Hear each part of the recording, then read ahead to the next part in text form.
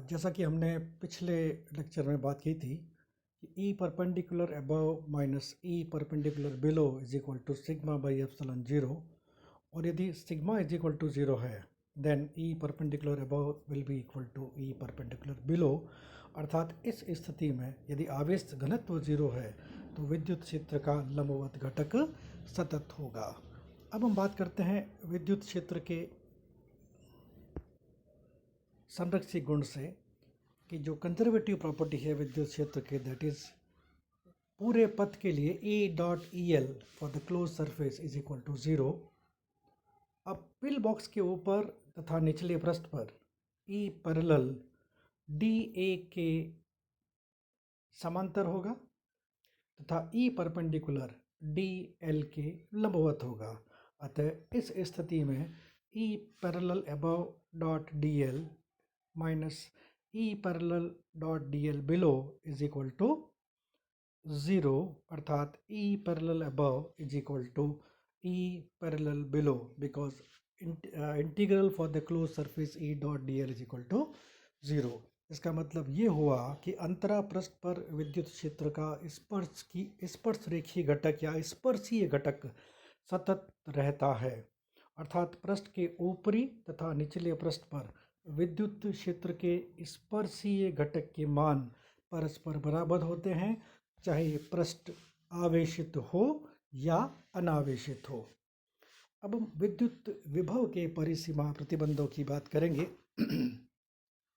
पहले हम बात करते हैं विद्युत विभव के परिसीमा प्रतिबंध ज्ञात करने के लिए पिल बॉक्स के ऊपरी तथा निचले पृष्ठ पर जो ऊपर वाला सरफेस है और जो नीचे वाला सरफेस है उस पर कोई दो बिंदु ए और बी लेते हैं। अतः विभवांतर की परिभाषा से विभव ऊपर वाले पॉइंट पे माइनस विभव नीचे वाले पॉइंट पे is equal to minus of integral b से a e dot d l. अब चूंकि पिल बॉक्स की मोटाई बहुत कम है, t tends to zero, so in that case b से a तक लंबाई ज़ीरो हो जाएगी। नीचे से ऊपर की ओर जो लंबाई है वो ज़ीरो हो जाएगी क्योंकि नीचे से ऊपर की ओर पिल बॉक्स की मोटाई या चौड़ाई है।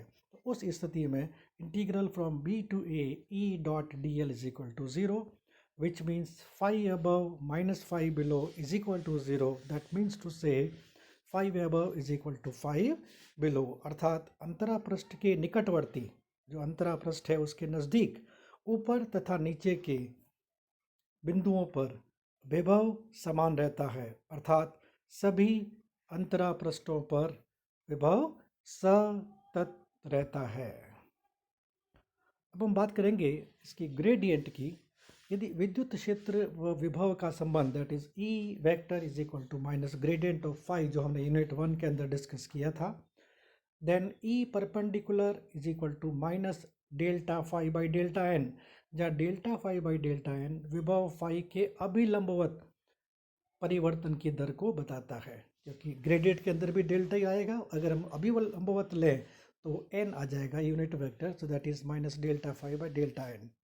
इसका मतलब ये हुआ कि समीकरण जो हमने पहले लिखी थी E perpendicular above minus E perpendicular below is equal to sigma by epsilon zero, then using the formula E is equal to minus gradient phi, this can be written as minus delta phi above upon delta n minus of delta phi below by delta n is equal to minus of sigma is equal to sigma by epsilon zero. तो माइनस common ले ले तो हमारे पास equation 7 आ जाएगी, delta phi above upon delta n minus delta phi below upon delta n is equal to minus of sigma upon epsilon zero. इस प्रकार अंतरा पृष्ठ पर विभव तो सतत रहता है, फाई सतत रहता है, जबकि उसकी प्रवणता that is delta phi by delta n असतत हो जाती है। स्थिर विद्युतिकी की अनेक समस्याओं में, जैसा हम आगे डिस्कस करेंगे, जिनमें चालक संबद्ध होते हैं, चालक के पृष्ठ को छोड़कर आकाश में यानी स्पेस में आवेश घनत्व का मान जीरो होता है। इन समस्याओं को यदि विद्युत विभव फाई के रूप में व्यक्त किया जाए तो ज़्यादा कन्वीनियंट होता है, और एक बार जब फाई का मान मालूम हो जाता है तो ई का मान भी सरलता से ज्ञात किया जा सकता है। इसी तरह से आवेश रहित क्षेत्र में विभव फलन फाई सदैव एक अवकल समीकरण जो कि एक पार्शियल डिफरेंशियल इक्वेशन है, delta two phi by delta x square plus delta two phi by delta y square plus delta two phi by delta z square is equal to zero, that is to say del square phi is equal to zero को संतुष्ट करता है, satisfy करता है, जिससे कि Laplace equation कहते हैं। लेप्लास और पॉइजन इक्वेशन के बारे में हम आगे डिस्कस करेंगे।